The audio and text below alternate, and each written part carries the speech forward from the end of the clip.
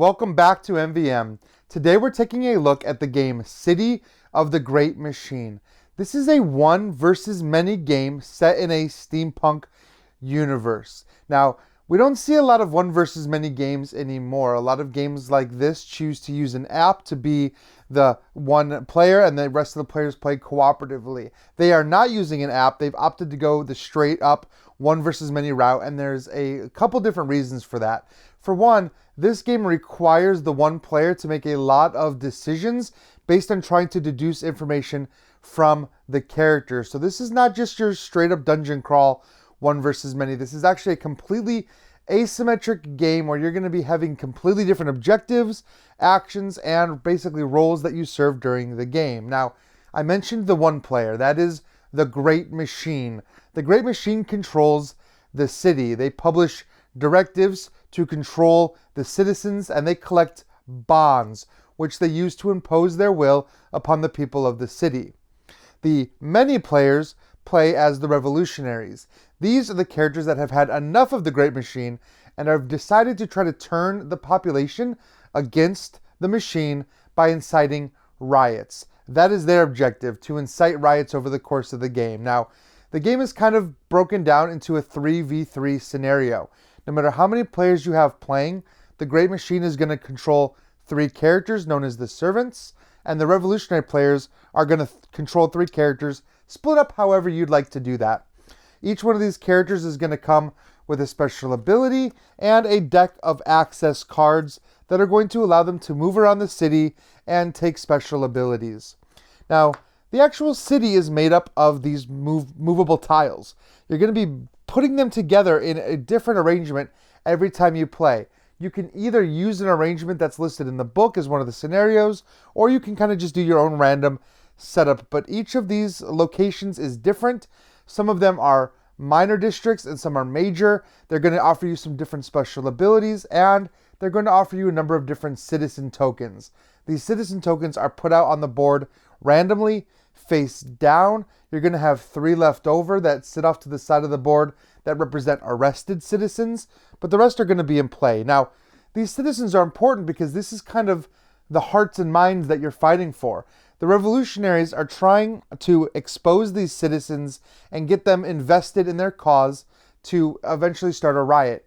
Meanwhile, the Great Machine is trying to arrest these citizens or hide traitors amongst them, because there could be some traitors here mixed in. The goal of the Revolutionaries is to expose these, like I said, to eventually flip these over and cause enough discontent that they'd want to join the riot. And discontent is managed here on the inside of this progress board.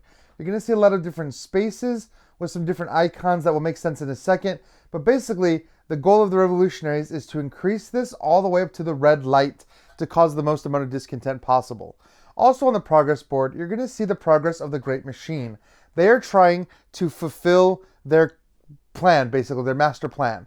If they can get all the way to 12, they have completed that master plan. The city is on lockdown.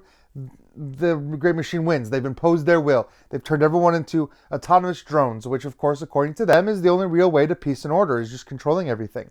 So you're going to be having these disparate objectives happening over the course of the game, and they're played out in a completely different way. But there's a few other things that you have to set up first. One is the city event deck. Now, the bottom event of the city deck is always the countdown. If you take too long to win, then the Great Machine starts to get a benefit. Every round past this card, they just gain 1 on their master plan no matter what. But you're going to choose 6 level 2 cards randomly and 6 level 1 cards randomly, stack them all up, and build that event deck. Now, the event deck does a few different things. First of all, it has a rule on top that will govern the rule for that round. It just will do something random. The bottom, however, is the master plan that the Great Machine is trying to enact. It tells them their objective for the current round. If they can do the thing on the bottom, then they get to move their master plan 1 step forward. If the Revolutionaries can stop them from doing the bottom, they don't get to move. So that becomes very important. You're going to reveal one of those at the start of every turn. Now, the Great Machine gets to act first, but there's one important thing that the Revolutionaries have to do at the start of every turn. They're going to look at their hand of access cards, they're going to choose one, and they're going to place it face down in front of them. This is going to indicate the district to which they're going to move this turn. This is kind of like a planning stage. The key thing here is that you cannot change your mind. Once you have a card down, that is the district you're going to move to. That's important because the Great Machine has to move around these little guard meeples and potentially cause raids where they could maybe even catch your revolutionaries. So you got to be careful. That's the element of deduction I was talking about here. Because when you're playing this card down here, you don't know exactly, maybe you're trying to get to somewhere where there's a lot of citizens that can help you. Maybe you're just trying to escape the servants. Who knows? But it's the Great Machine's job to kind of try to figure that out. So each character is going to play one of those during the planning stage, and then the Great Machine is going to get to go. The Great Machine controls all of these little orange meeples, which represent guards, and the 3 major servants.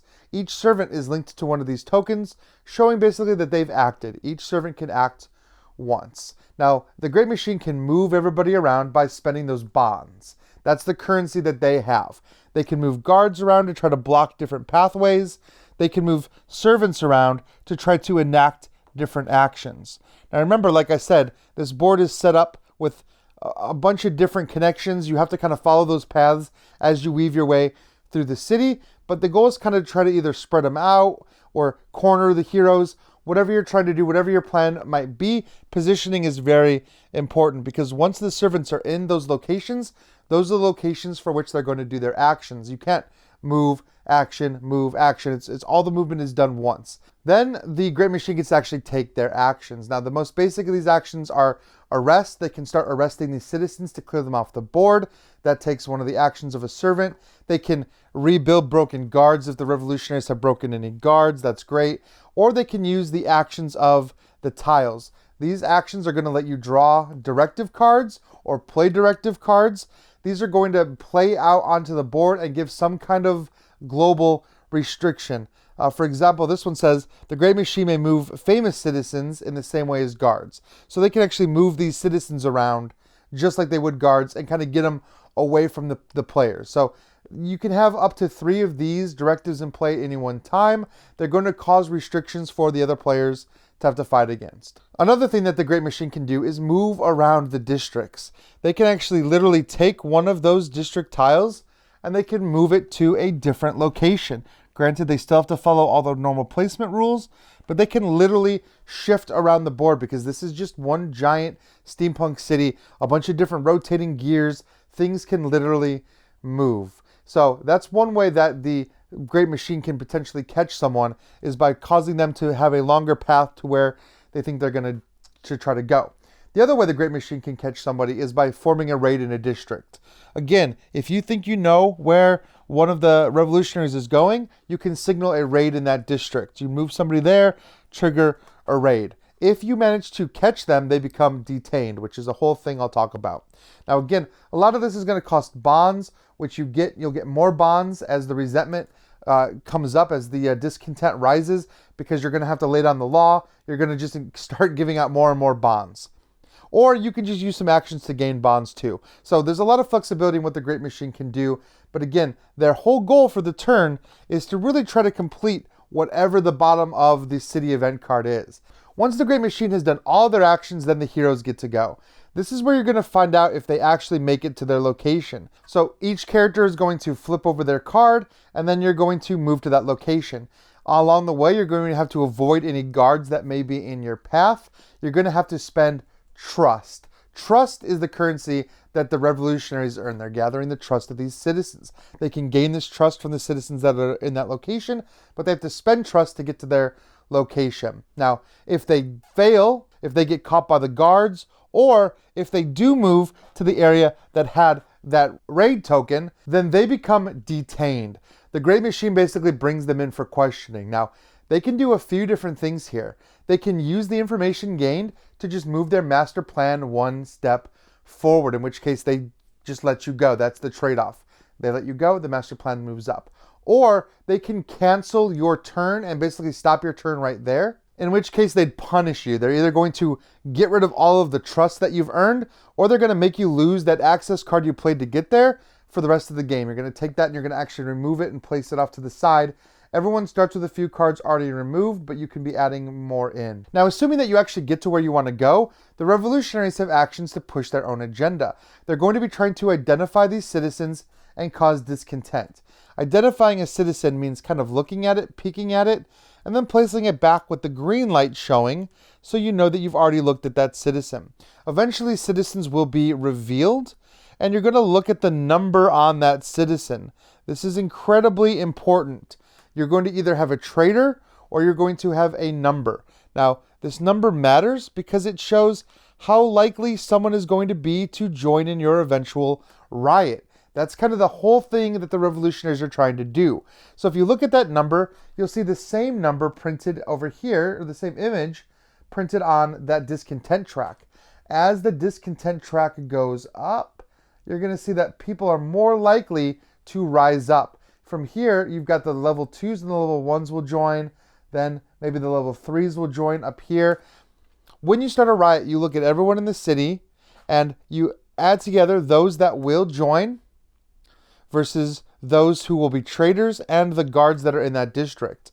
You need to have more people rebelling than people not. So in this case, in this art district that you see here, I've only got 2 characters that are willing to rebel. I have 1 traitor and I have 2 guards. So that is a failed riot attempt. Now, if the discontent had been at 5 and that other character had joined in, then it would be 3-3. So that's not good, but you can actually remove guards by fighting them to break them down, and that will actually increase your chances of having a riot as well. This is important because forming a riot is the core thing of the game. If you manage to do it, you get to place a riot token down in that district. So, knowing which citizens are in any given district is important. You can actually move these citizens around once you know who they are.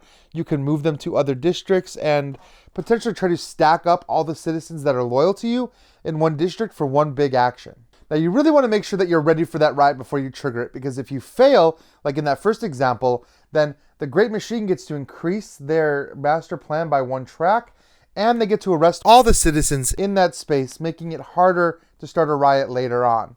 The more citizens that the Great Machine arrests, the harder it's going to be for you to riot in any given district. You're going to have to start moving these characters around, trying to stack them up in specific locations. So that's kind of a metagame there based on how much work the Great Machine is doing on arresting, means you have to do more work shuffling them around. Or if you start shuffling them around more, then the Great Machine might start arresting more. So again, that's that level of the meta that's happening at the table, because each of these games can play out very differently, because the way you're completing these objectives is going to be changing with every single city event card. Now, the other thing that the heroes can do on their turn is fight those directives. They can actually spend actions to go to locations and get rid of these directives, basically canceling them so they no longer impede them for the game. That's important. It seems like a waste of an action to go fight a directive, but if a directive is really giving you a hard time, then you want to get rid of it. So that's a key thing to do. Of course, you still want to be grabbing those citizens, increasing the discontent, trying to earn trust, and taking the different actions of the locations, which could possibly let you even manipulate the board as well, moving tiles back the way you'd want them to be. So you're going to be doing all of the actions. Each hero is going to be moving and taking one of those actions. So you're very limited in this game. You don't have all the time in the world. The game actually favors the Great Machine, because if you wait too long, they're going to start getting those free movements on their master plan. So you need to work as quickly as possible to try to cause those 3 riots. Assuming that you've caused 2, the 3rd riot just triggers the end of the game for you and you win. But it's going to take a lot of work to get those riots going, especially towards the end of the game. When it's ready for that 3rd riot, you might have really high discontent, but the Great Machine is going to put so many directives into play. They're going to have arrested so many citizens that it might be actually very difficult to complete that. But whichever side manages to complete their objective first wins. If the Great Machine gets all the way to 12, or if the time goes out, you get to that countdown card, it's going to hit 12 within a turn or 2. Anyway, so that's how the Great Machine wins, and you have these disparate forces going head to head, and there's a lot of different ways this game can play out, because you'll have different character cards with different decks, with different abilities. The servants that serve the Great Machine are all kind of basic, but they've already been talking about potentially expansions that give those servants different powers as well. So there's a lot that can be added into this game, or a lot of different layers that can be unfolded over time. And when you play this game with the same group of people, you'll kind of start to understand the way that your table plays, which is really interesting because that deduction element is super important. And like I said before, that's something that cannot be replicated by an app. So that is the City of the Great Machine. This game is on crowdfunding right now, so take a look at their crowdfunding page so you can see what all the final components are going to look like, and hopefully the page can answer any questions you might have. But if not, feel free to make them down in the comments below. Let me know if you're more of a Great Machine person or if you're more of a Resistance person. I'd love to hear from everybody. So again, thank you so much for watching us here at MVM, and as always, keep having fun at the table. Congratulations, you got to the end of one of our videos. Now, if you want more practice, just click on the video over here. It's another video. You might not have seen it yet, so click on it. If you don't want to do that, at least click on the subscription button below. That always helps us. And if you want notifications, please ring that bell.